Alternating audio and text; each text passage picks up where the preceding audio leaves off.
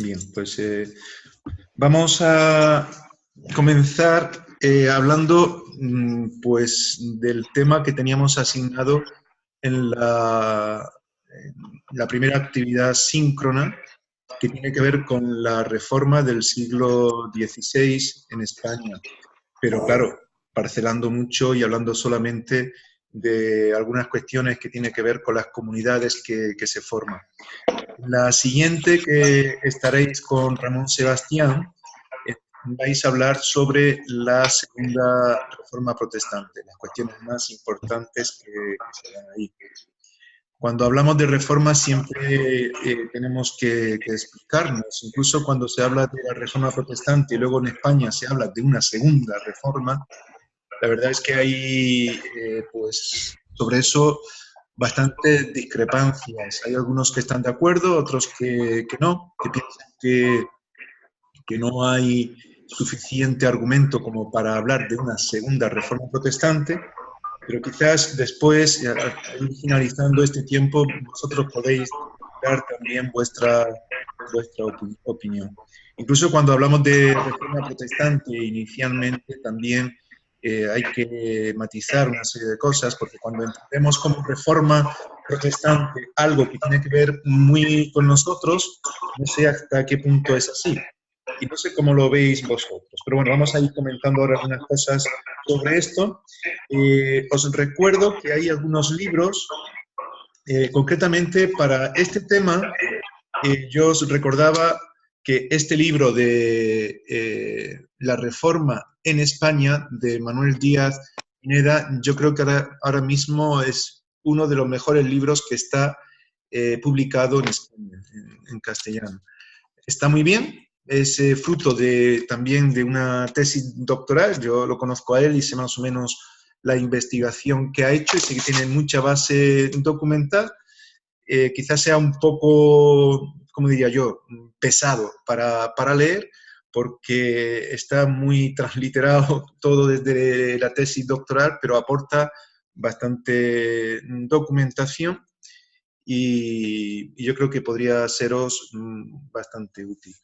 El libro que también os presenté, que en este caso es de mi autoría, que tiene que ver con vigencia y valores de la Reforma Protestante, trata también algunos temas que vamos a ver ahora, como lo vamos a ver de pasada, evidentemente, pero con cuestiones que tienen que ver con la mujer en la Reforma y algunas cuestiones que son muy vigentes actualmente en nuestro país, muy enfocado en lo que es nuestro país. Hay otros libros que yo creo que no es difícil conseguirlos, como es este, que quizá lo tengáis porque tuvo bastante difusión, Alcalá y la Biblia, que también en realidad son unas charlas que se dieron, que se compilaron para este libro y se publicaron en la Comunidad de Madrid. Y para el tema que vamos a ver también es interesante porque la Biblia es fundamental para la reforma tanto en España como en cualquier lugar, es la base. Y de hecho, por eso para nosotros la reforma también es importante tenerla en cuenta, porque nosotros nos movemos por directrices de la palabra de Dios.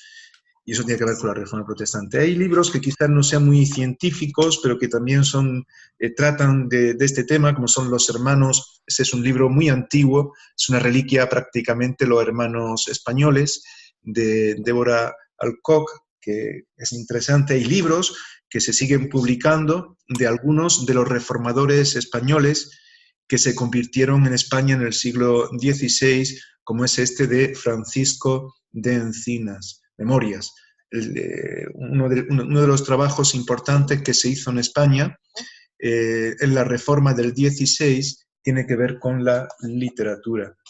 Y bueno, luego hay algunos que son más novelescos, como Recuerdos de antaño, pero hay otro que también es muy importante y que de hecho se suele citar bastante en todas las obras que tratan la reforma en España, y es este de José Nieto, Juan de Valdés y los orígenes de la reforma en España y en Italia. Este libro está muy documentado y desde la figura de Juan de Valdés, que es un personaje muy destacado en la reforma protestante, aporta datos de primera mano que son muy de tener en cuenta. Y un libro que se acaba de editar, que os comentaba en el seminario que tuvimos, es La Reforma Protestante y la Biblia del Oso. Ahora comentaremos algo más, aunque ya decíamos algo en el seminario, pero creo que también debéis de tener en cuenta estos materiales, este libro especialmente también, que tiene que ver con la celebración del 450 aniversario de la Biblia del Oso, que tiene que ver mucho con la Reforma Protestante en España. Luego, pues, entramos un poco en todo esto.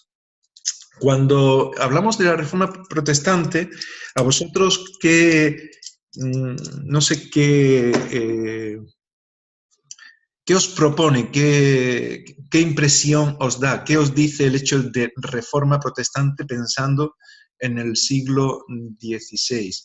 Según lo que habéis leído hasta ahora, lo que estuvisteis en el seminario, que estuvimos comentando algunas cosas, y por lo que hayáis podido también estudiar en el material propuesto, para vosotros, ¿qué os dice el nombre nada más? El nombre de Reforma Protestante. Sí os pediría que para hablar levantéis la mano para que podamos entendernos. Sí, Ana. Sí, bueno, pues pienso que después del movimiento que impulsó Martín Lutero en Alemania y en el resto de Europa, muchos creyentes españoles se sintieron plenamente identificados con esos planteamientos de la reforma impulsada por Martín Lutero. Entonces fue a esto lo que se le llamó la reforma que se inició en el siglo XVI aquí en España, cuando creyentes españoles se identificaron con esa reforma de Martín Lutero. Bien, Bueno, entonces, esa es mi opinión. Entonces, Ana, cuando hablamos de reforma de qué? Sí, ¿Qué es de lo que se reforma? la reforma del protestantismo, cuando Martín Lutero pues planta sus 95 tesis en contra Sí, de todos los planteamientos pero el de propósito a reformar, ¿cuál es? cambiar, ¿no? Transformar.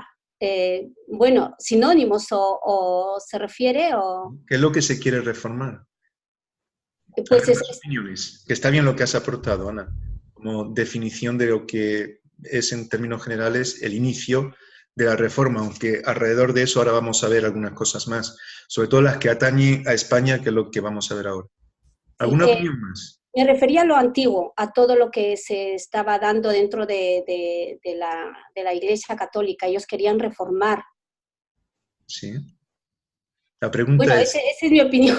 sí, sí, que está bien, Ana, está bien. ¿Qué es lo que se quería reformar? Es la pregunta. Pues he hablado hace un momento de que pues toda la Iglesia Católica no se estaba centrando en la base, que era el fundamento en las escrituras. Es como que ellos habían... Bien, perdona. Entonces lo que se quería reformar era a la Iglesia Católica. En parte cambié, porque ellos era como si que hubiesen... Ellos decían que por obras y bueno, tenían una serie de cosas que tanto Martín Lutero como los creyentes españoles reformadores no estaban de acuerdo con todo lo que se estaba haciendo en la Iglesia Católica. Entonces, ellos quieren impulsar esa reforma para poder cambiar lo antiguo, lo que se Vale. estaba dando. Está bien, entonces lo digo por definición de lo que es la reforma en cuanto a conceptos. Otra persona que no sea Ana, una opinión más.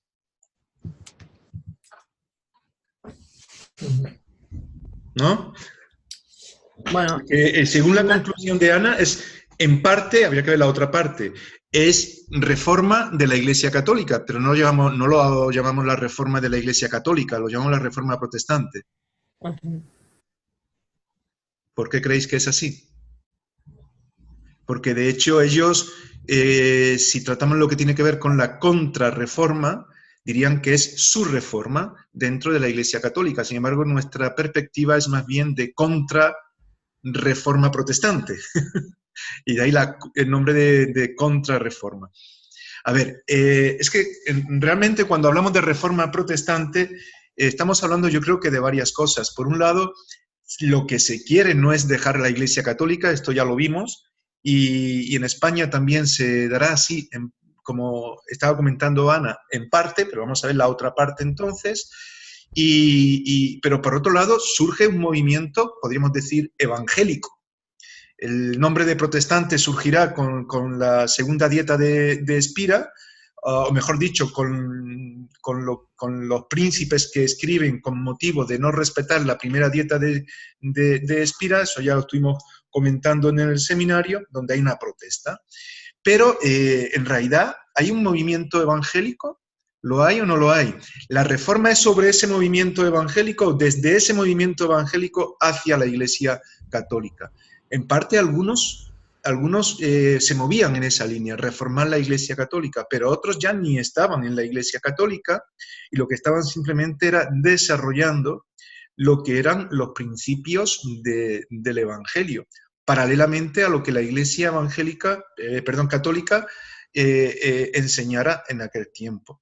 Entonces, claro, normalmente cuando hablamos de reforma protestante estamos hablando de un movimiento evangélico, pero claro, no hay que perder de vista el contexto católico porque se da dentro de la Iglesia Católica, pero por otro lado también hay figuras importantes que ya están por muchos, digamos, motivos compartiendo la palabra de Dios desde fuera de la Iglesia Católica. Hablábamos de los husitas, de Juan o John Hus, de Wycliffe en la zona de Escocia, Inglaterra, y podemos hablar también de otros pre-reformadores, que incluso creo que era Rafael quien mencionaba en el seminario, o cuando estábamos hablando en conversación más particular quizás, pero que se puede decir públicamente, que qué línea hay hasta nuestros días del Evangelio. Es decir, porque nosotros decimos, venimos de la Reforma Protestante, pero ¿de quién venimos? ¿Los reformadores españoles vienen de la Reforma Protestante? ¿Cómo se da esto? No hay una línea conductora desde los primeros evangélicos, por entender los primeros evangélicos, los primeros cristianos de los cuales nos habla la palabra de Dios, los apóstoles, los discípulos, hasta nuestros días. Bueno, podríamos ver, no vamos ahora a entrar en todo el detalle, pero en lo que estáis leyendo en el material que tenéis, veis que hay una línea, efectivamente.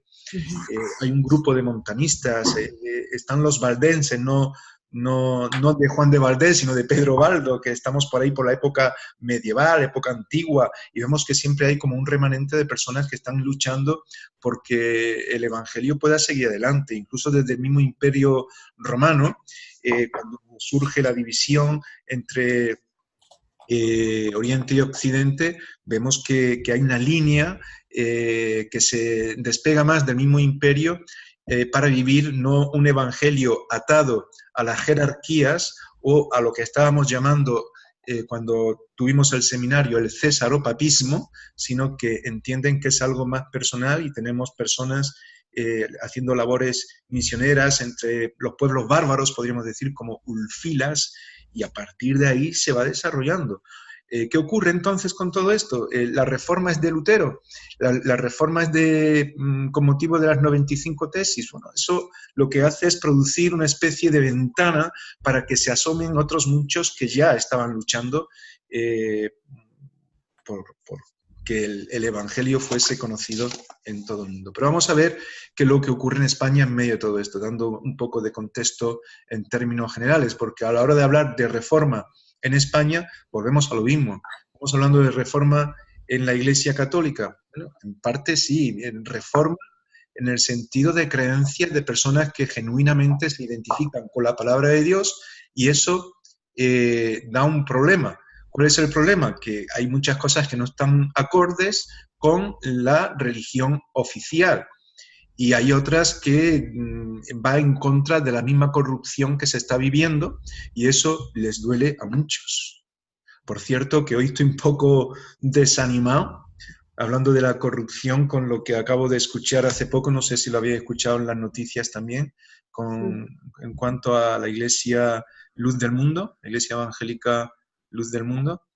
Pues el fundador, que es de México, pues también lo han cogido en un caso bastante serio de corrupción en fin, de abusos sexuales, incluso de violaciones, etcétera, etcétera. Y es una iglesia que en Andalucía es bastante conocida. En Málaga tenemos una, en Córdoba hay otra, etcétera, etcétera. La palabra de Dios confronta todo eso.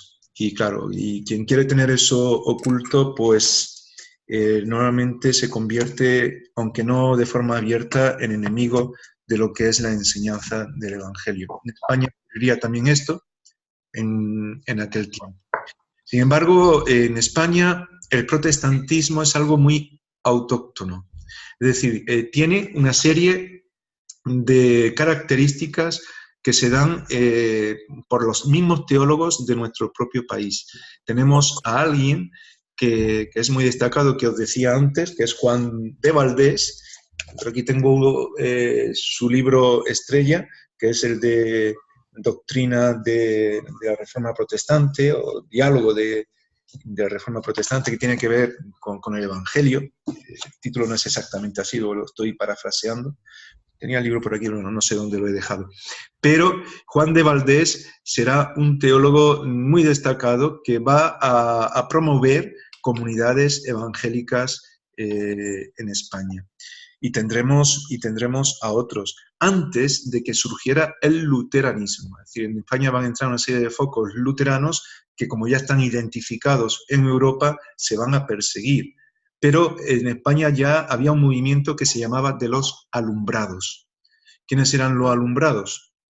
Pues los alumbrados eran digamos, un movimiento muy de nuestro propio país, pero con influencias de lo que era el iluminismo en Europa, que era un movimiento que procuraba la religión más genuina o vivir una relación con Dios más genuina sin depender de jerarquías, de mandatos autoritarios que te empujen a hacer todo aquello que en el medievo se realizaba sin más explicación porque era ordeno y mando.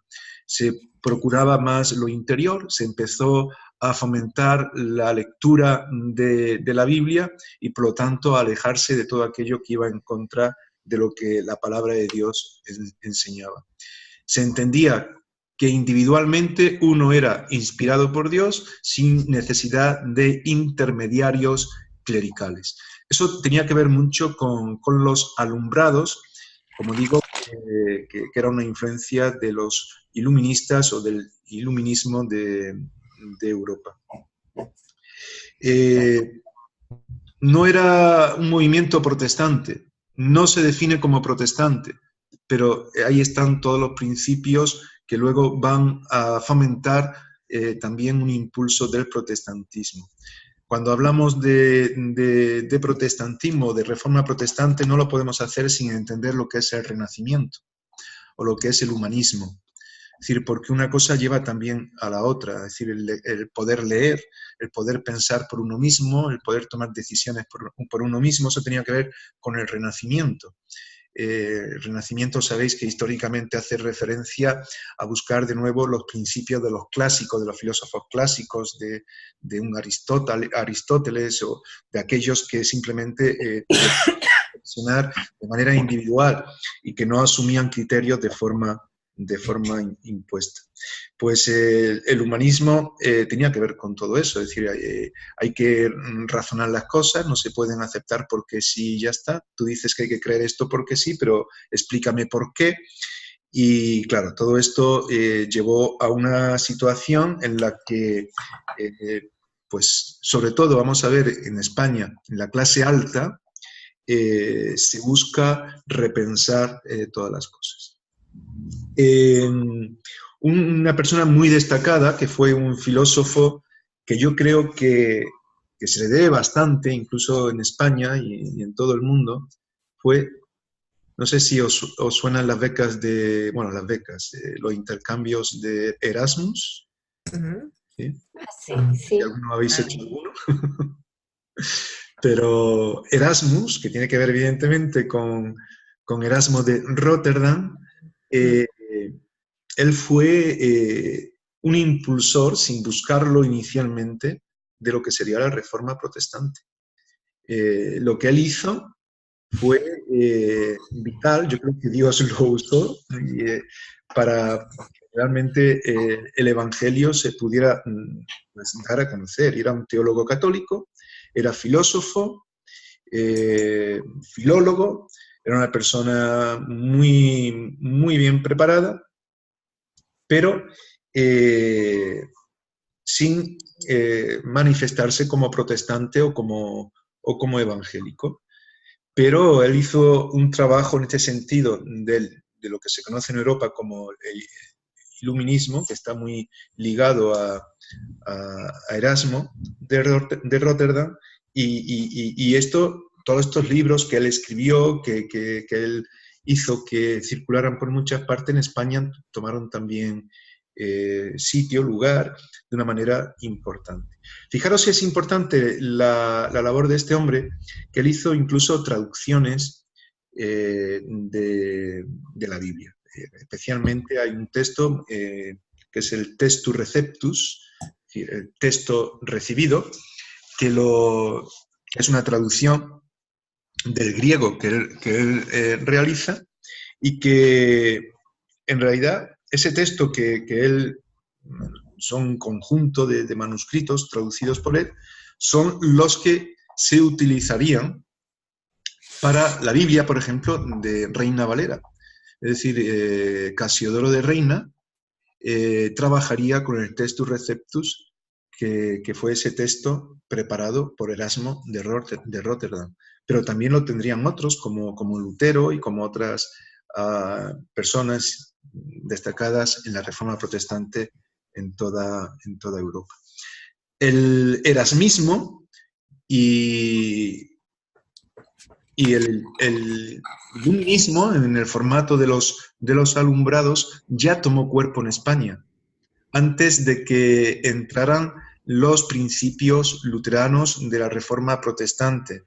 Eso significa que había ya una preparación que hizo que pues, las mentes que se movían más en este nivel, porque no todo el mundo tenía medios para poder leer, para poder investigar y razonar estas cosas, pues ya estuviesen abocadas de alguna forma a recibir más fácilmente el Evangelio, porque ya les sonaba lo que tenía que ver con una relación personal, lo que tenía que ver con investigar por uno mismo, razonar las cosas por uno mismo, buscar entenderlas, y sobre todo también entender que la palabra de Dios es cercana a cada uno y que se puede leer. Pero eso tiene en España una evolución importante.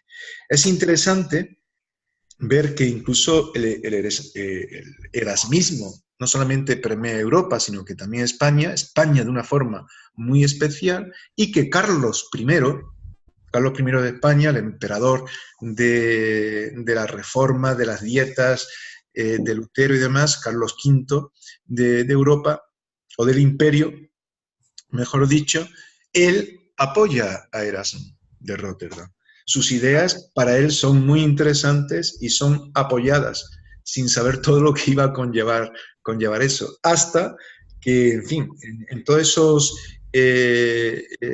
esas contradicciones que se dan entre las monarquías y los papas, que estuvimos hablando en el seminario, pues al final cambia todo, se pone todo a la inversa, y especialmente con su hijo, con Felipe II. Pero, no obstante, en el año 1516 ya hay una constancia de que circulan los libros de Erasmo en España. Y estamos hablando antes incluso de la reforma de Lutero, donde ya se están dando planteamientos que son muy importantes para buscar pues una reforma en la misma Iglesia, y que, como digo, da lugar a un estudio profundo de los documentos que existían, porque no todos tenían oportunidades de hacerlo. Por eso es que en la reforma en España es una reforma, también en Europa, que se da más en las clases altas, que saben leer, que saben investigar en el griego, que leen en latín, que han estudiado filosofía, que son teólogos, y por eso también que se dé dentro de la misma Iglesia Católica, porque es donde estaba ese nivel. porque eran los que ofrecían el apoyo o el poder para llegar a ese estatus. Y ahí encontramos, por ejemplo, yo creo que es importante destacar el papel de la Universidad Complutense. La Universidad Complutense, que no es la de Madrid, aunque bueno, si me escuchan los de Madrid, lo mismo me lían, porque ahí hay una pugna entre la Universidad de Alcalá de Henares y la Universidad Complutense de Madrid, la UCM. Y la cuestión es que el cardenal Cisneros, estamos hablando de nuevo de la Iglesia Católica, funda la Universidad de Alcalá de Henares. El nombre de Complutense tiene que ver más bien con la zona, con Complutum, que es el nombre que se daba a la ciudad antigua de Alcalá, de ahí que se hable de la Universidad Complutense. Bueno, y ahora mismo pues no hay un debate abierto como que el nombre corresponde más a Alcalá y la universidad que se llamaba antes Universidad Central de Madrid, pero que posteriormente también asumió el nombre de Complutense, pues dice que no, que son ellos los que han heredado históricamente todas las líneas de esta universidad. Bueno, esta universidad dio medios para que se estudiara en esa línea que se daba desde los alumbrados del iluminismo, pero también de lo que tenía que ver con investigar con la palabra de Dios. Y allí estudiaron, en esta universidad estudiaron Juan de Valdés. Y Juan de Valdés, que decimos al principio, que era una persona muy destacada, algunos dicen que es el precursor, de alguna forma, no sé si sería demasiado decir Lutero en España de la Reforma Protestante, algunos no estarían de acuerdo para nada con esa afirmación, porque algunos incluso ponen en duda ciertas cosas en cuanto a su protestantismo, pero, en fin, me parece que es muy evidente. Juan de Valdés era hermano de Alfonso de Valdés. Y Alfonso de Valdés, ¿sabéis quién era? ¿Alguien recuerda? Era el secretario de Carlos V. Es decir, fijaros los niveles en los que se está moviendo la Reforma Protestante en España. Y Alfonso de Valdés también era uno de tantos influidos por el iluminismo o por este movimiento de alumbrados que tenía mucho de los principios protestantes, aunque no se definieran tal cual inicialmente, y que buscaban la lectura de la palabra de Dios, etcétera, etcétera. Tenemos a Francisco de Encinas, que antes os enseñaba uno de sus libros, que también estudió en esta universidad. Juan Gil, luego mencionaremos algo de ellos, conocido como el doctor Egidio, Francisco Vargas, Agustín Cazalla, Constantino Ponce de la Fuente, en fin, personas muy destacadas, como digo, dentro de lo que es la Reforma protestante del siglo XVI en España. Una cuestión también importante en el inicio de la Reforma en España, cuando se van formando las primeras comunidades, es la entrada de materiales desde diferentes lugares, de materiales, me refiero a libros, a literatura, que se buscaba por todos los medios para poder cultivar mejor pues el conocimiento que se quería tener. ¿Cómo es que llegaban esos materiales? ¿Cómo es que llegan al final incluso libros que en España pues estaban prohibidos, que no se podían leer, no se podían conseguir? Pues incluso con motivo de las dietas. Es decir, había una serie de dietas para hablar del protestantismo, para juzgar, para tal, y los representantes de España venían cargados también con materiales de ese tipo, y esa era una de las entradas de la literatura, podríamos decir, protestante o que tenía que ver con todo ello. Luego también hay estudiantes de España que al final salen para estudiar en universidades europeas. Es el caso de Francisco de Encinas, que era estudiante en Alcalá de Henares, como hemos dicho, pero que también en Lovaina estuvo estudiando, fue amigo de Melanchthon, y Melanchthon fue uno de los reformadores en Europa pues, más destacados, de un nivel, yo diría, como Calvino, Zwinglio, y precisamente también sería Encinas, Francisco de Encinas, quien traduciría del griego el Nuevo Testamento. Y lo haría, fijaros, dedicado a Carlos V, y le daría un ejemplar en Bruselas. Es decir, que el nivel en el que se mueve la Biblia y en el que se dan todas estas pautas es un nivel bastante alto. Como decía, uno de los más destacados era Juan de Valdés, de Cuenca, un conquense que dicen que llegó a tener una congregación de 3.000 miembros. En fin, eso lo resalta Manuel Díaz Pineda en su libro Reforma en España, documentando todo lo que dice. En su diálogo, que comentaba antes, el título literal es Diálogo de la Doctrina Cristiana. Me estaba liando con el título. Diálogo de Doctrina Cristiana, y que se publicó en el año 1529, y que es una obra cumbre en la Reforma protestante con base bíblica. Juan de Valdés va a influir para formar dos comunidades que son las más importantes del protestantismo. ¿Cuáles serán? Por un lado, la de Valladolid, y por otro lado, la de Sevilla. La de Sevilla, efectivamente. Y va a tener una relevancia grande porque va a haber mucha influencia de esas dos comunidades en toda España. El legado de Valdés lo recogería Rodrigo de Valer, que de alguna forma se reconoce como el fundador de la Congregación de Sevilla, Rodrigo de Valer. Y discípulo de Rodrigo de Valer fue Juan Gil, que es el que se conocía como el doctor Egidio, que era un catedrático de teología de Sigüenza, pero que también estaba residiendo en Sevilla. Y en realidad él fue el que inspiró más el luteranismo, el doctor Egidio, en la comunidad sevillana. Pero como digo, se dan muchas características muy autóctonas de los mismos teólogos españoles en la misma reforma que se da en España. A este le seguiría Constantino Ponce de la Fuente, que son nombres que yo creo que quizás os suenen, los vais a escuchar más de una vez, que era canónigo de Sevilla, pero es que además, fijaros, Constantino Ponce de la Fuente era capellán y confesor de Carlos V también, es decir, del emperador. En fin, eso es muy importante, que su confesor, quien sabía todos los detalles de Carlos V, descubriera la palabra de Dios y se convirtiera en uno de los líderes de la Reforma Protestante en la comunidad sevillana. Bueno, es tremendo.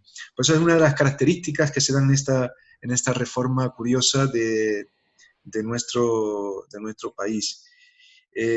Claro, esto supuso persecuciones muy fuertes cuando se entera Carlos V de todo esto, de la conversión o, según ellos, de la herejía y de lo que se estaba moviendo con personas como él, pues arremeten contra él y se lo cargan. Murió torturado en las cárceles del Santo Oficio en Triana.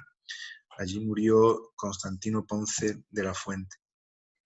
Luego destaca también un arzobispo de Toledo,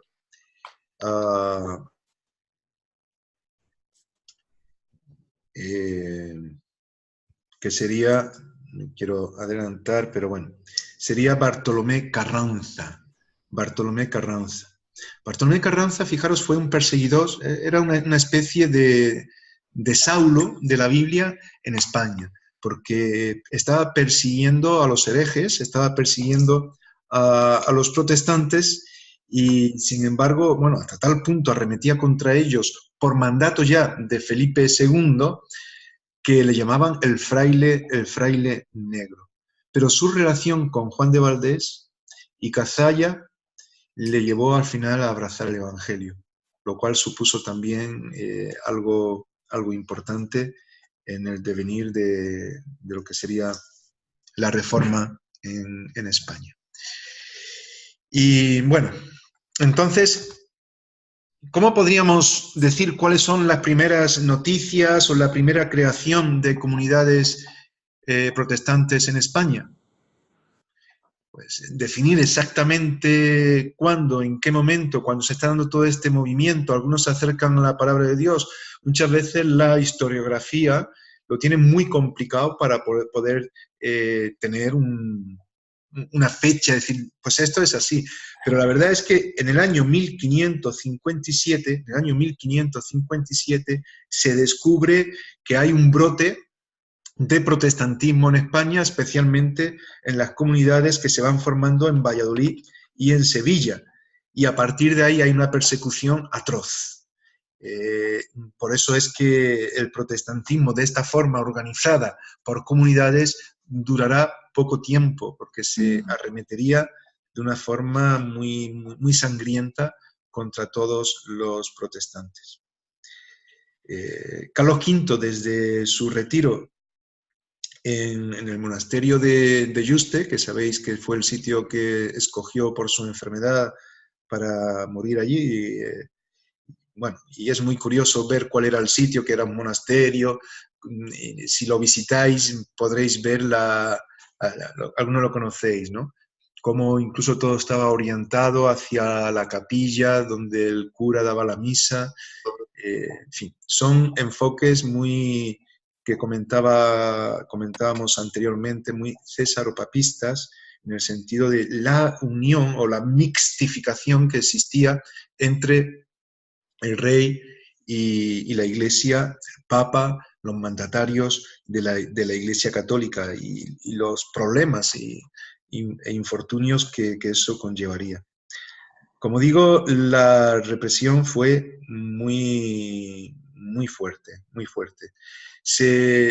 Carlos V, desde Yuste, incluso aún estando allí, el hombre ya en sus últimos días se entera de lo que está ocurriendo, de que personas muy cercanos a él se están volviendo al evangelio, al protestantismo, y manda exterminar todo elemento protestante en Valladolid.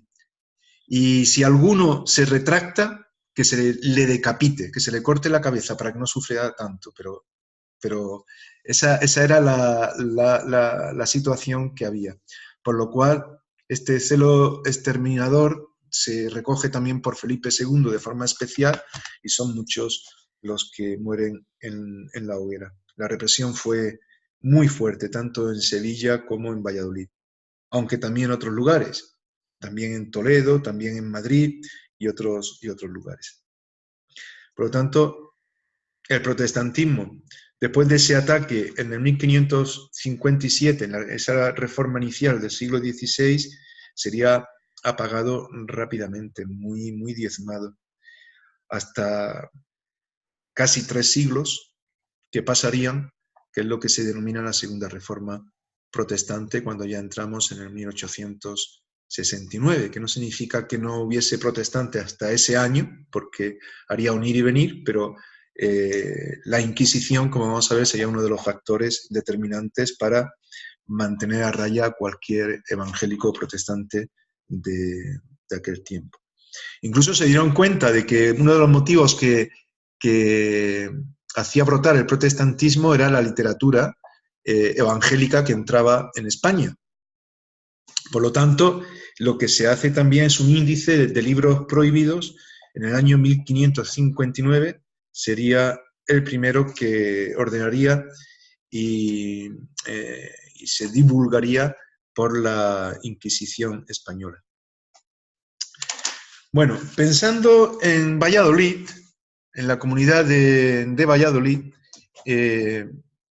podemos ver varias cuestiones también.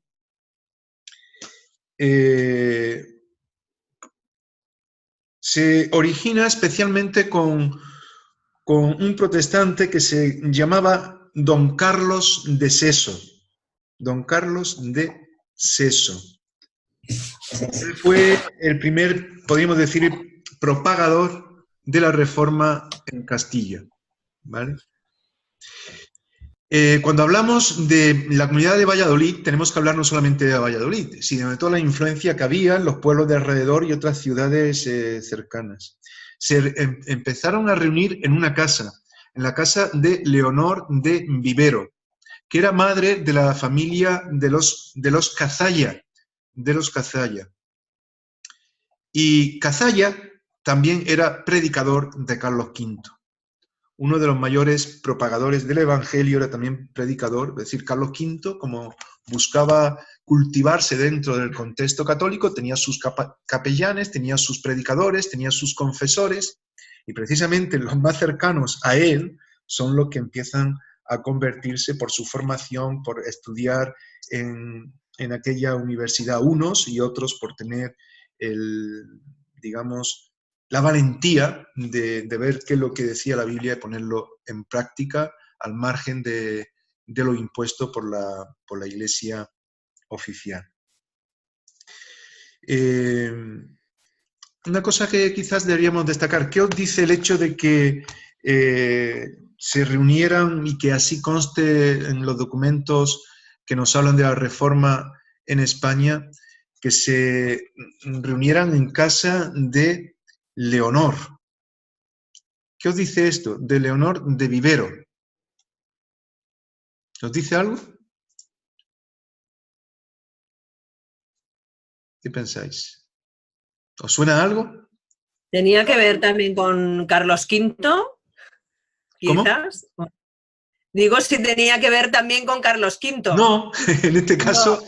Que se sepa no, a lo mejor sí, podría ser. En este caso no, en otras cuestiones sí que sí hay muchas cosas que se dan con él.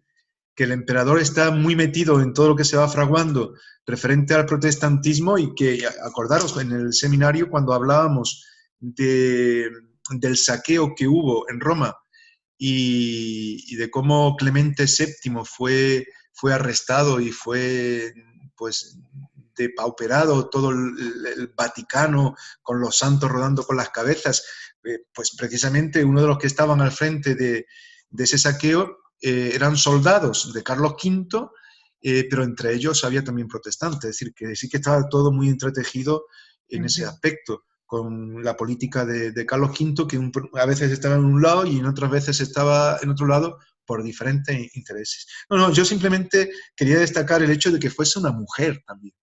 Sí. Que las mujeres se implicaban en todo esto. El hecho de que se hablara de la casa de una mujer y que constara así históricamente, yo creo que tiene su significación en el sentido del trabajo que la mujer también hacía en la reforma de España, la reforma protestante en nuestro propio país.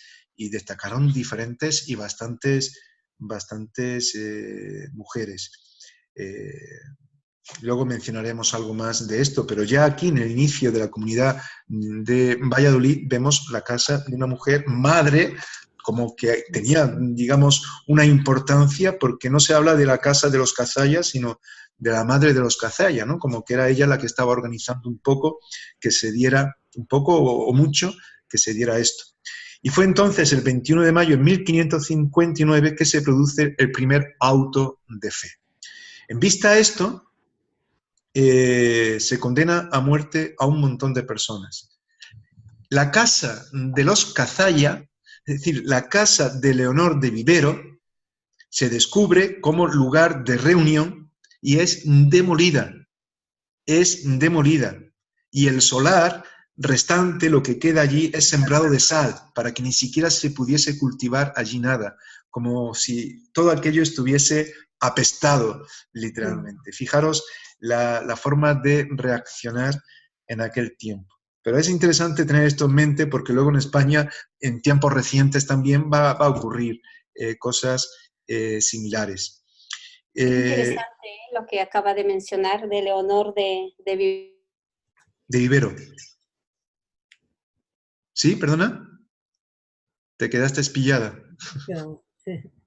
Bueno, seguimos. Luego si te... ¿Sí? No se veía. Bueno, seguimos. Deciros que, claro, estoy hablando de un primer auto de fe, que en este caso tiene que ver con la comunidad de Valladolid. ¿Qué es un auto de fe? Bueno, un auto de fe. Creo que tengo aquí alguna imagen, permitidme que os ponga, y algunos cuadros incluso famosos que plasman lo que son los autos de fe. A ver si tengo por aquí, creo que tenía aquí alguno. Este, por ejemplo, que es bastante multitudinario. Vamos a ver si lo puedo coger. ¿Lo veis? Sí. Bueno, esto es en la Plaza Mayor de Madrid. Fijaros, ahí había, pues, estaba todo lo que tenía que ver con el clero, con representantes de gobierno, todos están ahí en los balcones, todo organizado, parte del ejército, etcétera, etcétera. Y eso tenía que ver con la represión del protestantismo. Es un cuadro de Ricci. En este caso destaca este gran auto de fe que se celebra en Madrid, en este caso, en la Plaza Mayor. A veces se hacían algunas iglesias grandes y la mayoría de las veces en la calle, en plazas como esta, en plazas principales, en Toledo y en otros lugares, donde lo que se hacía era juzgar a aquellos que eran sospechosos de cualquier indicio que tuviera que ver con la reforma protestante. Yo creo que podríamos ver diferentes... Puedo entrar, profesor, porque se me había ido los datos. Ah, vale, no te preocupes. Se me había ido los datos, entonces he tenido que coger otros datos y por eso estoy entrando otra vez. Pero lo que le decía era que me parecía muy, muy interesante lo que ha comentado acerca de Leonor, de la casa de los Casalla. Me ha parecido muy interesante. Y ahí se me ha cortado. Luego ya no lo sé porque se me ha ido el internet. Yo otra vez he vuelto con el internet. Vale, pues sí, yo creo que es algo interesante. Estoy viendo que María José me preguntaba por el chat el principio de la iglesia en pequeños grupos en casas.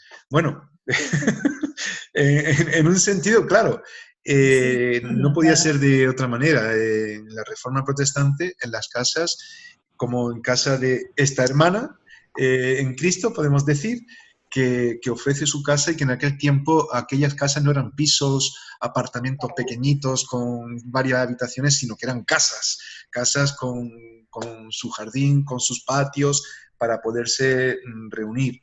Y eso daba efectivamente opción a que pues, el protestantismo fuese pues, organizándose como una comunidad, aunque fuese efectivamente como se estaba comentando en casas, pero no solamente en casas, sino que sería algo muchas veces público también, como vamos a comentar. Cuando hablamos de una comunidad, sí tiene que ver más con casas, evidentemente. No podía haber un local, ni mucho menos abiertamente, que pusiera iglesia o algún signo de ese tipo, porque no iba a durar absolutamente nada. Bueno, pues en este año, en el 22 de mayo, con fecha concreta, 21 de mayo de 1559, es el primer auto de fe que se da de esta manera para cerrar la casa y bueno, demolerla de Leonor de Vivero. Pero al poco tiempo, es decir, el mismo año, el 8 de octubre, hay un segundo auto de fe. Y en este caso está presidido por Felipe II. Fijaros, auto de fe, y quien lo preside es un rey. Sí, eso es lo que llamamos césaropapismo. Eso es lo que llamamos el hecho de que alguien que está para gobernar un país tome la autoridad que no le corresponde, pero que por intereses, que veremos al final también, que comentamos en parte en el seminario, pues asume, porque lo entiende como un papel importante en el imperio. Entre los condenados en este segundo auto de fe también cogerían a Carlos de Seso, que fue el impulsor de la comunidad de Valladolid. Pero en este caso, curiosamente, el Evangelio, por eso decía que no solamente en las casas, en este caso, el Evangelio, los principios de la Reforma llegarán incluso al convento de las Clarisas, al monasterio de las monjas claras, de las clarisas, y al orden cisterciense. que también era pues una serie de franciscanos, bueno, no exactamente franciscanos, pero lo llamaban los blancos en aquel tiempo porque iban con túnicas blancas y que estaban en un monasterio buscando también los principios de lo que Dios tenía para ellos, y descubren el Evangelio cuando se introducen todos estos principios por impulso, recordad, de personas que formaban parte de la Iglesia Católica, que eran teólogos de la Iglesia Católica, que habían sido pues sacerdotes, frailes de la Iglesia Católica, pero que descubren lo que significa el Evangelio, empiezan a vivirlo y evidentemente pues no pueden continuar ahí. Se da una eclosión a pesar de todos estos autos de fe y de esta persecución importante desde Valladolid. Llegará el Evangelio en este sentido a Zamora, a Palencia, Osma, Logroño, a Villamediana, Zaragoza, Huesca, Barbastro y otras ciudades. Y cuando digo que llega el Evangelio es que se van formando pequeñas comunidades por casas en diferentes sitios. Eso desde Valladolid. Pero cuando entramos a la comunidad de Sevilla, donde tenemos al que mencionábamos antes, sucesor de Juan de Valdés y impulsor, perdón, de Rodrigo de Valer, que junto con el doctor Egidio también dará unas directrices importantes en todo ello, la comunidad que se forma en Sevilla es significativa. Ahí tenemos a un pastor reconocido como tal, que mantenía las reuniones, que era el pastor Cristóbal Losada, allí en Sevilla. Los dos lugares de reunión en Sevilla, ¿cuáles serían? Uno de ellos en casa de otra mujer, Isabel de Baena. Isabel de Baena, se recoge su nombre. Pero también sería, como sabéis, sobre todo los sevillanos, en el monasterio de San Isidoro del Campo, en Santi Ponce. Recordad que, en este monasterio serían muchos los teólogos que asumirían el protestantismo o la reforma en la Iglesia y que tuvieron que marchar de ahí, como vamos a comentar luego. Y sería muy importante el trabajo que desde allí se haría. No sería solamente en el monasterio de San Isidoro del Campo, sino los monasterios también de Santa Paula de Sevilla y de Nuestra Señora del Valle en Écija. Ellos también recibieron la reforma, es decir, los principios, lo que tenía que ver con ir a la palabra de Dios de una forma distinta, e ir a la palabra de Dios, que era lo importante, que no se iba. ¿Vale? Luego, además de estos lugares, también se empieza a predicar de manera más abierta en plaza pública, podríamos decir. Y por plaza pública significa en una catedral, por ejemplo. Es decir, resulta que hay un sacerdote que conoce el Evangelio, que acepta los principios del protestantismo y sigue estando como sacerdote en una iglesia y empieza a predicar lo que está experimentando. Y eso empieza a cundir. Es decir, no es solamente en una zona determinada, sino que es desde lugares, desde plazas públicas, desde tribunas públicas, desde esos lugares que invitaban a la reflexión y al debate sobre temas determinados. Y de una forma natural y aprovechando oportunidades, esto empieza a darse también. Habría un personaje también que creo que mencionaba en el seminario y que yo creo que es importante destacar, que fue arriero. No sé si os acordáis lo que era un arriero. Un arriero era un comerciante que iba con su burro, con su carro, pues vendiendo cosas, transportando mercancía de un sitio a otro. Y este arriero era Julián Hernández, conocido como el Julianillo. ¿Acordáis que hablábamos de él algo en el libro de vigencia y valores de la Reforma Protestante, que fue el último que escribí? Me pareció que era necesario también destacar algo sobre él y tengo también un tema dedicado a él mismo. Creo que es importante tenerlo en cuenta. No era un traductor, no era un erudito, pero fue un facilitador para que la palabra de Dios llegase a muchos sitios. Se le considera como el primer colportor en España del Evangelio. traía Biblias escondidas, material evangélico, escondido en falsos fondos de toneles de vino. Venía con toneles de vino, pero había claro, ¿quién va a pensar que dentro del vino puede haber algo como un libro, ¿verdad? Pero había un doble fondo que estaba seco y ahí estaban las Biblias metidas y el vino estaba nada más que en una pequeña parte y así fue circulando. Ahora, este hombre fue descubierto. Me gustaría que vierais, para que descanséis también un poco de mí, porque por videoconferencia se hace un poco pesado una persona que esté hablando todo el tiempo y vosotros habláis poco. Así que bueno, voy a poneros algo que encontré sobre él, sobre Julianillo, para que veáis un poco que os digo. No dura mucho, creo que son 3 o 4 minutos o algo así. Vamos a ver dónde lo tengo. Voy a compartir pantalla para que podáis verlo. A ver si se puede ver. Esto lo tenía aquí.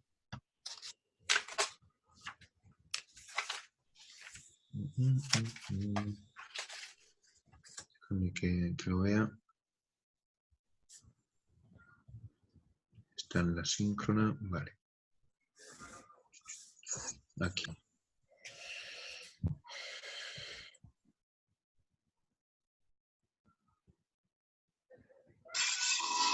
¿Se oye? Sí, de momento no se ve, pero se oye. Sí.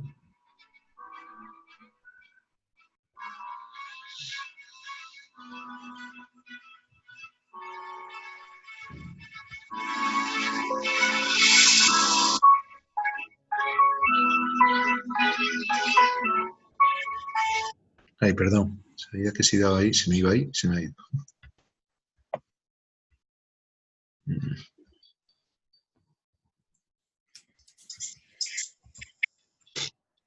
Vale.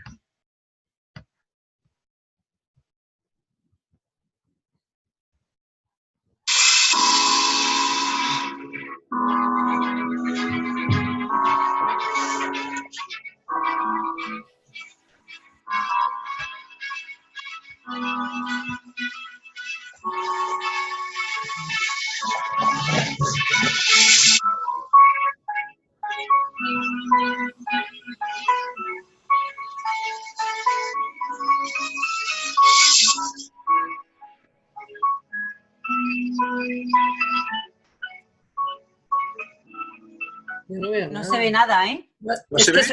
se oye, pero se ve se ve. No, no se ve. No se ve nada.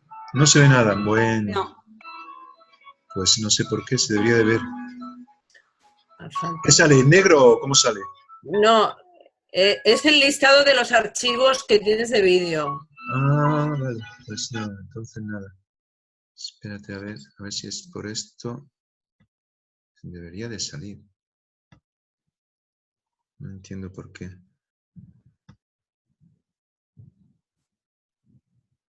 Vamos a ver.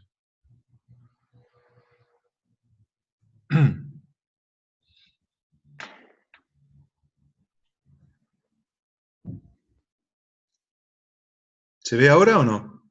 No, Se sigue sin ver. Vale, pues entonces se oye, pero no se ve el vídeo. no se Sí. ve que da algún problema. Bueno, pues lo dejamos. Lo dejamos. De todas formas, a ver si os lo puedo subir porque me parece interesante. Es un resumen del trabajo de este hombre y como os comentaba, pues su influencia fue muy importante para que el Evangelio pudiese llegar a muchos lugares.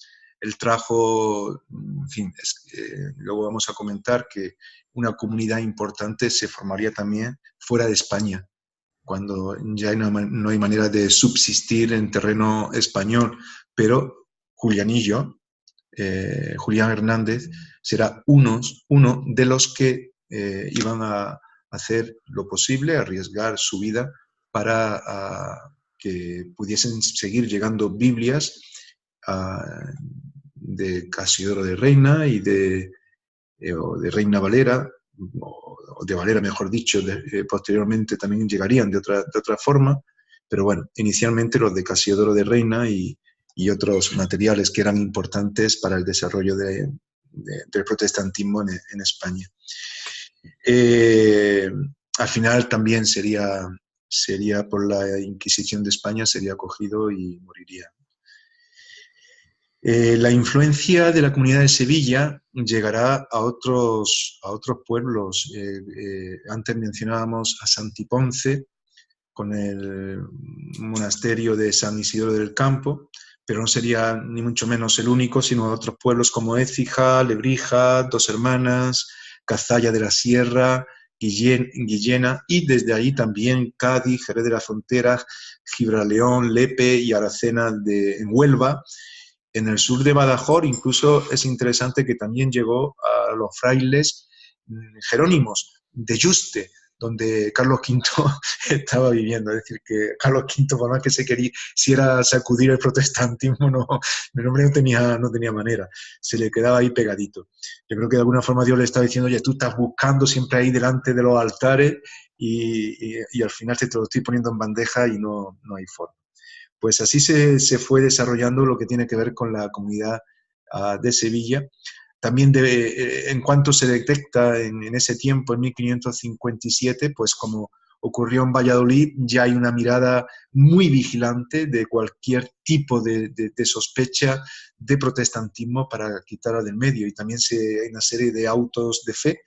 En este caso se constatan al menos 7 autos de fe, que son movimientos muy grandes de clérigos, de personas del gobierno, de reyes, en fin, donde se ponían en medio a aquellos que eran acusados de protestantismo para condenarlos, ¿no? Y en este caso, pues en 1559 también, el 24 de septiembre, ya hay un auto de fe, el 22 de febrero en el año siguiente hay otro, luego se dan 5 autos más de fe entre 1562 y 1565, y muchos fueron quemados en la hoguera, otros fueron relajados. Cuando se habla de relajados, se habla de que en realidad se les pasaba a decisiones del gobierno fuera de la iglesia, eran encarcelados, llevados a galeras, torturados, etcétera, etcétera. Hay el escudo, a ver si esto al menos se puede ver, el escudo de la Inquisición, del Santo Oficio, era este, no sé si lo veis. ¿Se ve? Sí. Se ve, vale. Pues este escudo, si veis, yo no sé por qué se ve el escudo y no se ve el vídeo, pero bueno, está en la misma pantalla. Este escudo, veis que Con el Salmo 73. efectivamente hace referencia al Salmo 73, que el Salmo 73 dice, haciendo referencia a esto, porque además es la frase que está puesta en latín, surge domine et judica causam tuam Salm 73, que dice, álzate, oh Dios, a defender tu causa. Fijaros. Y fijaros lo que aparece, los símbolos que hay ahí. Está la cruz, pero hay una espada que tiene la simbología de ir en contra del protestantismo, de cargarse a cualquiera que fuese en contra de lo que ellos entendían que era el Evangelio, pero por otro lado hay como una pequeña planta que tiene que ver con lo que se llamaba en aquel tiempo la reconciliación, es decir, aquellos que se retractaban y que en medida pues, del juicio, digamos, de ese auto de fe que estudiaba el caso, podían ser reconciliados de nuevo con la Iglesia o no. Porque en algunos casos, como comentábamos antes de Carlos V, aunque eso fue un mandato directo de él, decapitaban a los que se arrepentían también, es decir, que se daba de esta forma. Bien, vamos a volver a la pantalla normal, que nos veamos bien. Pues todo esto tenía que ver con las reacciones que se dan en esta comunidad de Sevilla también, pero habrá otras muchas pequeñas, pero muy diseminadas por España. Están constatadas, yo tengo aquí apuntadas bastantes comunidades protestantes en Murcia, en Barcelona, Toledo, Zaragoza, Granada, Logroño, Madrid, en fin. Y todos ellos se forman alrededor del 1560 y no duraría mucho más porque fijaros que los autos de fe están todos alrededor de estos años, 1559, 1560, y se estructuran de forma que como una red vayan cogiendo a cualquier vestigio de protestantismo que se pudiera dar. Habría comunidades quizás algo más amplias, en la de Aragón, en la de Cataluña, en la de Valencia, incluso en las Vascongadas, ahí hay influencia del protestantismo de los hugonotes. Posteriormente también hay incluso escudos que revelan en aquel tiempo esto. Hay un escudo de piedra con el símbolo de los hugonotes, de la cruz hugonote. La comunidad gallega, extremeña, la castellana, con un énfasis especial, podemos decir, de Cuenca y Toledo, y evidentemente la de Andalucía, no solamente Sevilla, sino Córdoba, Granada, Málaga, incluso cerca de donde yo vivo, en un pueblecito que se llama Casa Rabonela, que es una pedanía de otro pueblo que se llama Álora. Allí había también protestantismo, fijaros, en un sitio tan pequeño, pero que en aquel tiempo era significativo también por la agricultura y demás. Había un protestante que también fue condenado a la hoguera.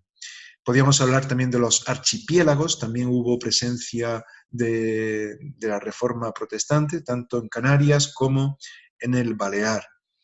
Y también muchos de los datos que tenemos los tenemos por los autos de fe y por las investigaciones que se hacen desde el catolicismo de aquel tiempo.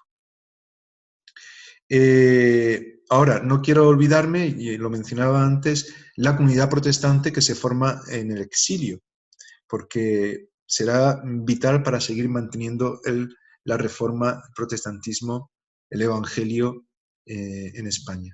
El trabajo fundamental que harían sería el trabajo de literatura evangélica. Muchas veces no era una Biblia, sino simplemente un libro como este, Memorias, donde se habla de cómo se vive el evangelio, en este caso es en los Países Bajos y en España.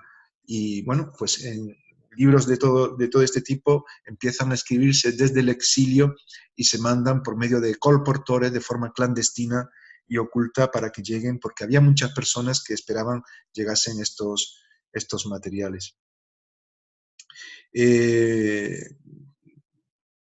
Bueno, las obras serían, pues eso, lo que estaba mencionando, serían comentarios bíblicos, serían Biblias, serían obras teológicas, de historia, etcétera, etcétera.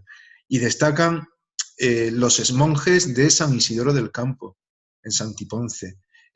Casidoro de Reina, pues sería uno de los que destacarían, pero que evidentemente cuando hay este impulso de ir en contra del protestantismo, desde el Santo Oficio, pues tuvieron que marchar. Muchos de ellos marcharon, entre ellos pues Casidoro de Reina, Cipriano de Valera y otros tantos que fueron importantes en esa comunidad.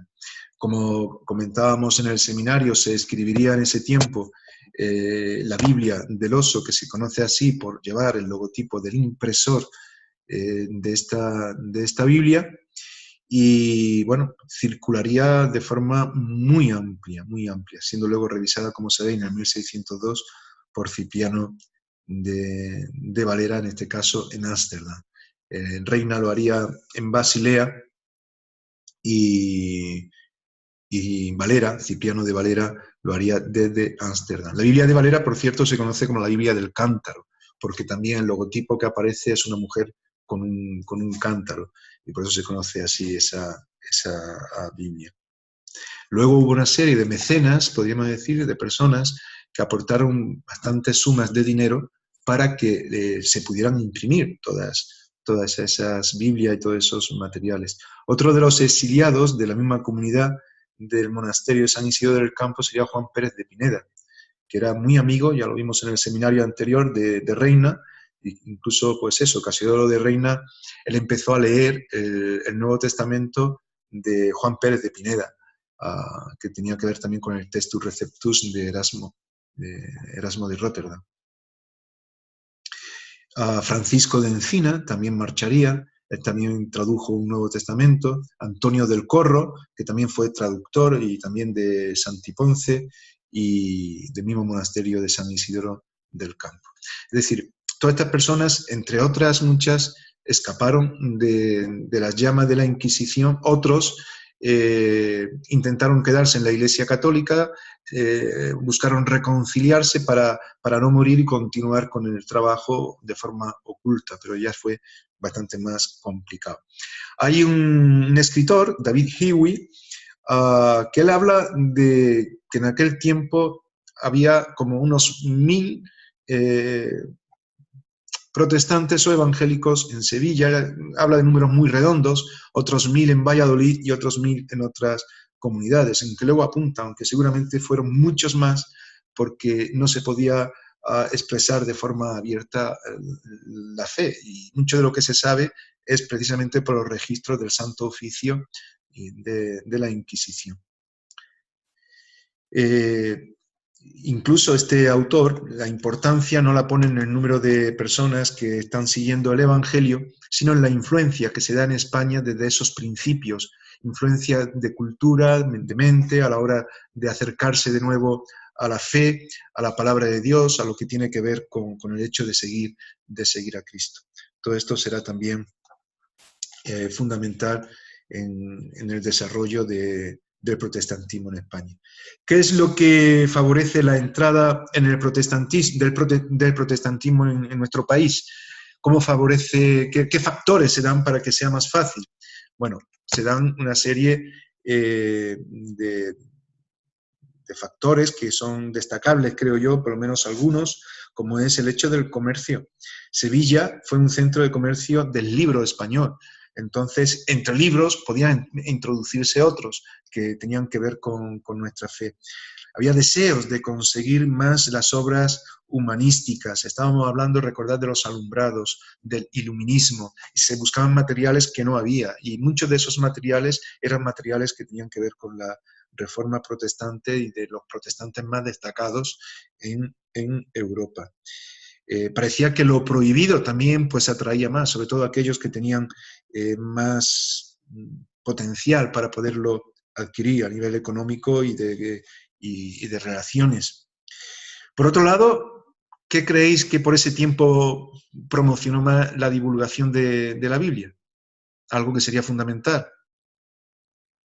¿Os acordáis qué fue? Y que tiene que ver con una imprenta. La imprenta, ¿no? La imprenta, es lo más, obviamente la imprenta. significativo. Porque eso hizo posible que se pudieran hacer ejemplares rápidamente, porque si no, imaginaros lo que significa hacer manuscritos, sería bastante complicado. Entonces eso fue también importante para que la reforma en Europa se diera y también en España, gracias a los impresores y a aquellos que apostaron por invertir en lo que entendían que era lo más importante. De hecho, ya sabéis que la imprenta de Gutenberg lo primero que imprimió fue una Biblia, aunque fuese la Vulgata en latín, pero fue lo primero. ¿Qué más?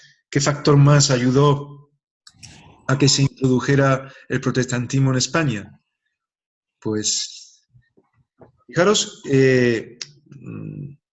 que hablábamos antes de mujeres, y la mujer jugó también un papel importante para ello.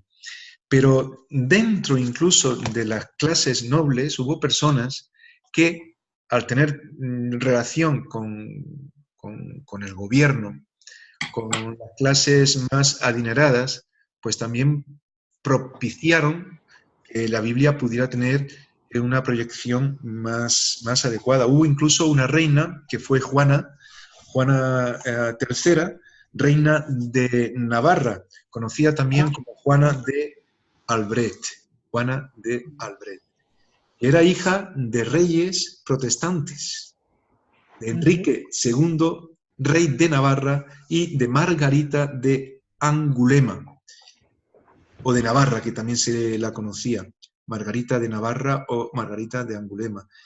Y recordad que todavía estamos en esos reinos que se están, digamos, aglutinando bajo los reyes católicos. Y el reino de Navarra era uno de ellos. Es decir, estos reyes abrazaron el protestantismo. Margarita, la madre de la reina Juana III, ella fue protectora incluso de muchos protestantes que eran perseguidos. En su casa incluso tuvo a Juan Calvino. Lo tuvo allí, pues de alguna forma, refugiado. Y Juan Calvino, su obra más importante, que es el libro de las instituciones, está dedicado a ella, que yo creo que es también algo a tener en cuenta. Navarra fue incorporada a España en el 1512, al conjunto de reinos que iban conformando la España actual. Felipe II le pidió matrimonio a Juana III y ella lo rechazó. Es decir, fijaros qué cuestiones más curiosas se dieron en aquel tiempo. Bueno, pues estos fueron factores que ayudaron a que el protestantismo fuese entrando. La cultura que se empezó a desarrollar en nuestro país también fue algo que propició lo mismo. El cardenal Cisneros, que fue un teólogo también destacado de la Iglesia Católica, un cardenal, que decíamos antes, fundó la Universidad de Alcalá, dirigió, mejor dicho, no lo hizo él directamente, dirigió un trabajo magnífico y muy importante que fue ¿qué? La Biblia políglota, o también llamada la Biblia complutense, que era una Biblia que si bien estaba en latín y en griego y en arameo, quiero recordar que tenía como 6 columnas con diferentes idiomas, estaba para contrastar, para trabajarla. El propósito era conocer más el Evangelio y eso era algo muy importante y por eso es que muchos de los que estudiaron en esta universidad que hemos citado antes también se convirtieron. El mismo Textus Receptus de Erasmo de Rotterdam, su propia filosofía que buscaba algo más interior, más personal y que además daba lugar al conocimiento bíblico, de ahí que también promocionara el Nuevo Testamento que él tradujo, pues todo esto fueron medios muy adecuados para que el Evangelio se desarrollase. Por otro lado, también hubo obstáculos. ¿Cuáles fueron los obstáculos? Pues hombre, la censura. La censura. En el 1502 ya existía censura de libros, pero ya posteriormente fue cuando se hizo los índices de los libros prohibidos y demás que, en fin, en el 1551 se realiza el índice de libros prohibidos de la Inquisición española y en el 59 se prohíbe la Biblia en romance, es decir, la Biblia en lengua vernácula. Estaba prohibida, no podía circular, de ahí que la Biblia reina fuese tan perseguida y aún así caló en muchos lugares. La Santa Inquisición evidentemente fue una de las barreras fuertes. Recordad que, a ver, es que la Santa Inquisición en España se inicia en el año 1478 y se instaura por los Reyes Católicos, en España. Aunque fue abolida en el 1812 por las Cortes de Cádiz, en realidad sería la regencia de María Cristina en el 1834 cuando cesaría. Pero estamos hablando del siglo XIX y la Inquisición llegó hasta esas fechas. Fue el último lugar de Europa donde el oficio de la Santa Inquisición, como se llamaba, pues perduraba. Los Reyes Católicos en sí eran, digamos, un instrumento en contra del protestantismo. Recordad que los Reyes Católicos eran abuelos de Carlos V, que eran sus propios abuelos, que la madre de Carlos V era Juana la Loca, que la mujer La pobre no estaba tan loca, pero por diferentes cuestiones dijeron que la prefirieron tratar de esa manera.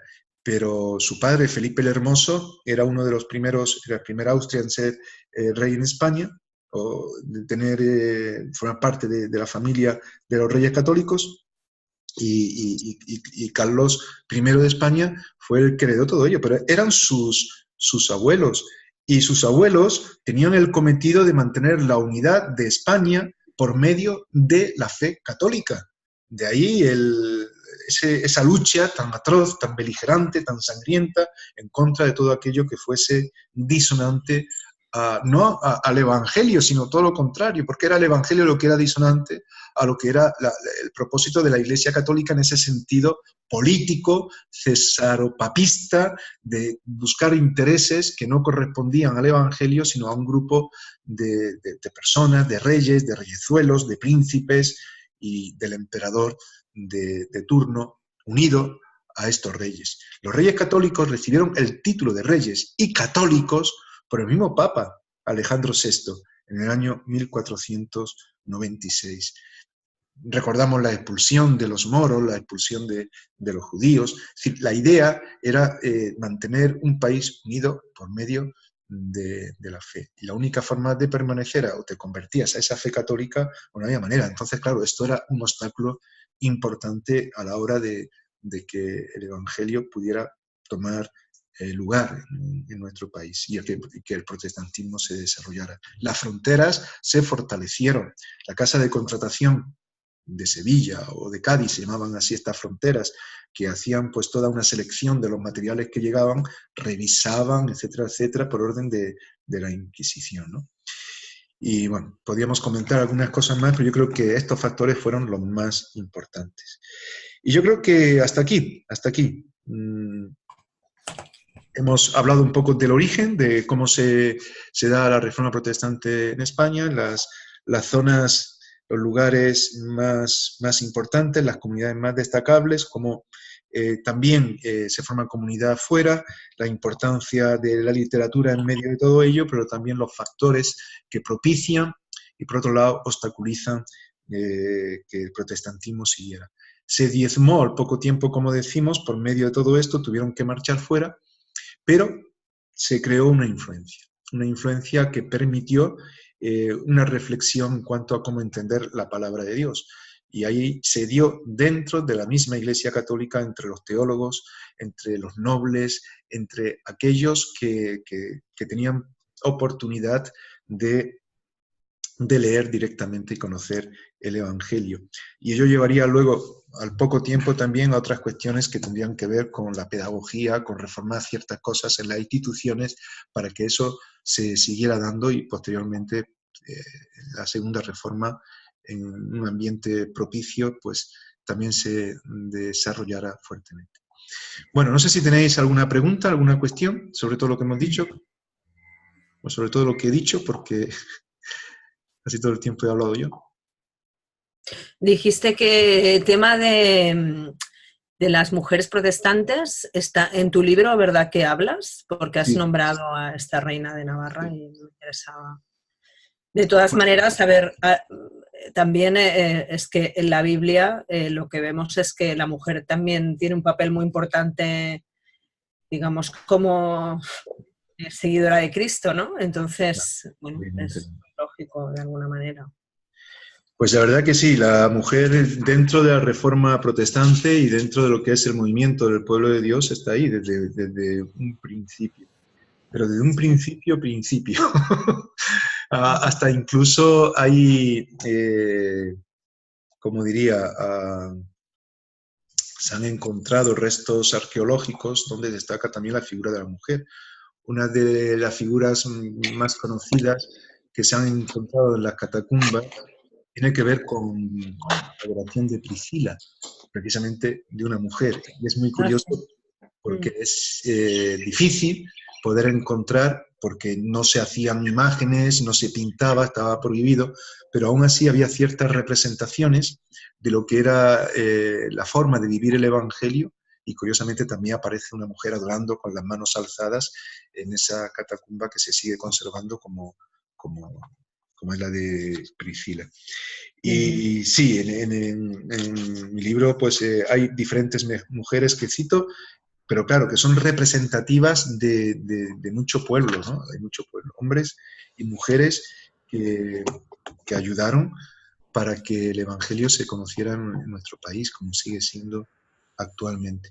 Luego, la segunda reforma protestante, vamos a darnos cuenta, lo que se denomina de esta manera, no nos da tiempo ya, tenía que haber dejado un poquito más tiempo, disculpadme, para hablar un poco de lo que entendemos por reforma y por segunda reforma, pero bueno, yo creo que hasta aquí es suficiente para tener una visión general de cómo fue en nuestro país.